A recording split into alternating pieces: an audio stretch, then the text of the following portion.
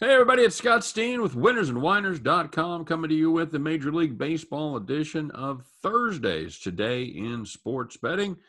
As always, I'm joined by the co-host with the most. It is Scott Reichel talking a little baseball here, Scott. As unlike the NBA, where we just have teams with different motivation, no motivation, nobody in the majors is motivated. No, I'm just kidding. It's nobody's motivated to hit, apparently. What a weird year. I don't know. Well, you heard rumors before the season that after the home run stuff that was going on, that it was supposed to be some type of lower scoring season because there are rumors that the MLB was kind of tinkering a little bit more with the baseballs. At least I heard rumors about that during the offseason. I don't think they expected Dead Ball Era Part 2, but it's been pretty ugly. Really, really ugly. And of course, the over-unders, sorry to interrupt, the over-unders have still been kind of normal, but that doesn't factor in the fact that the totals are a lot lower than they normally are. Yeah, you're seeing, and we've got a 6.5 again today, Scott. We're seeing 6.5s on a regular basis, 7.5. So people will tell you, like, oh yeah, over bettors are like 50-something%, so there must be a high-scoring season. No, the totals between Kikuchi and other people are 7. Yeah. Like, that's a problem. It is a problem. So, yeah, you don't see a lot of 9s anymore, Scott. And I mean, you see 9s, but normally those games would have been 9.5, 10 in the past. We have cores at 10.5 in a night game. That's usually 11 or 12. Yep. Yeah, you've seen some monster numbers out there. Even the Wind and Wrigley, I haven't seen a huge. I mean, of course, the summer kind of is when that explodes, but I don't think I've seen a 10 yet in Wrigley. Nah, there hasn't been a lot of wind coming out of the southwest yet. So yeah, just saying, there's a lot of low scoring games going on. Yep, there is. So start us off, Scott. Interesting games there. What do you like? Well, we'll start off with one matchup between two first-place teams that nobody ever talks about. You got a matchup between Oakland and Boston. I know Oakland has done very well so far in their trip to Fenway. You do have Manai on the mound against Richards. I know that Boston's technically a favorite, but it's basically pick 'em.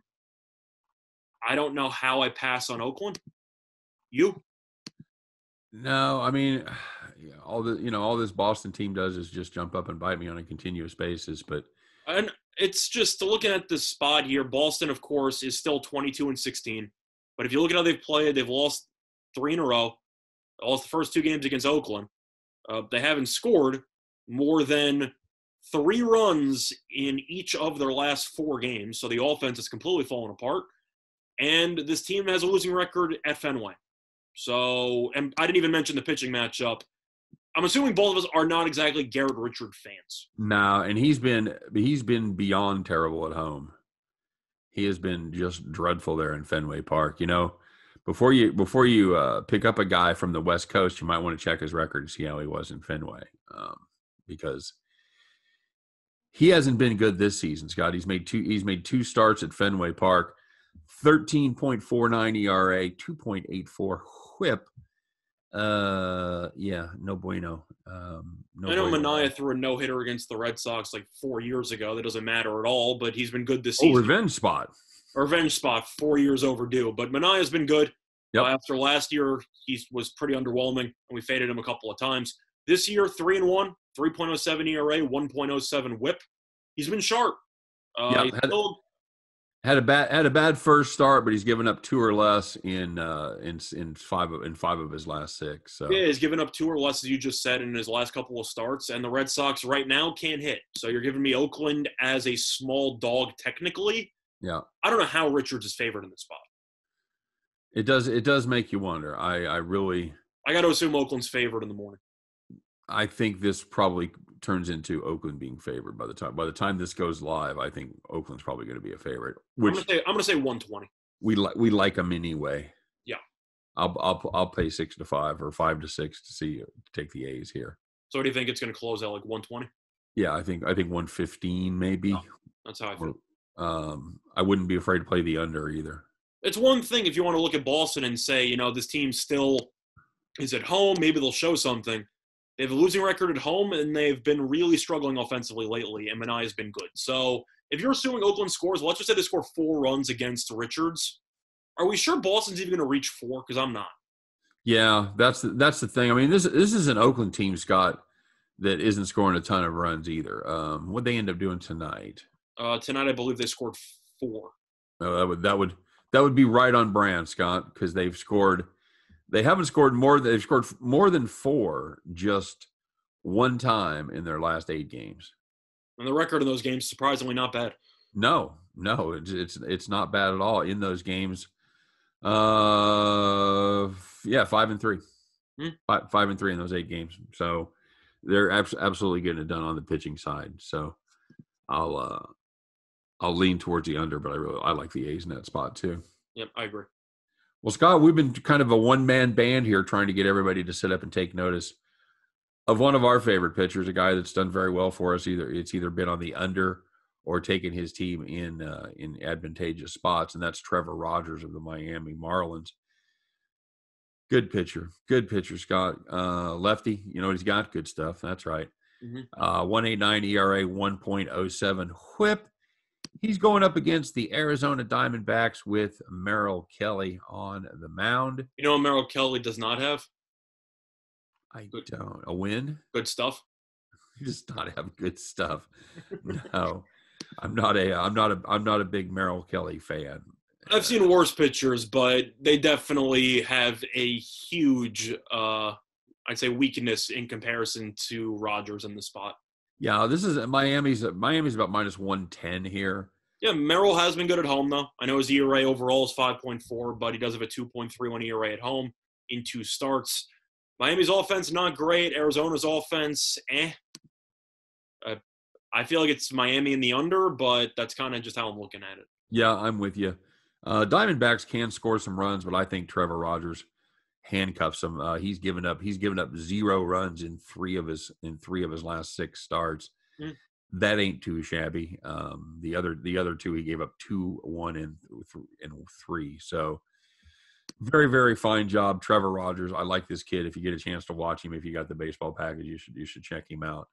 I like Miami a lot here, and I will play the under with you. I think the Marlins, under the best of circumstances, struggle to score, and I think Trevor Rogers will be the great equalizer and keep the Diamondbacks from plating many runs. So I like them. I like them both equally. Give me Miami and the under. Yep, I feel the same way. Anything else you got? Well, I'm gonna have a play today on baseball, so stay tuned for that. But woohoo! We should talk about. I don't know if you want to talk about it, but we got to bring it up. You got Turnbull against Kansas City. I'm not going to ask you about the game in particular, but what's your mental state as a Royals fan right now? Are you watching the game still, or are you just checking briefly to see if they're winning? What are you doing? Watching them until they get bad. Okay. They've lost, what is it, 10 in a row now? 10 in a row. Yep.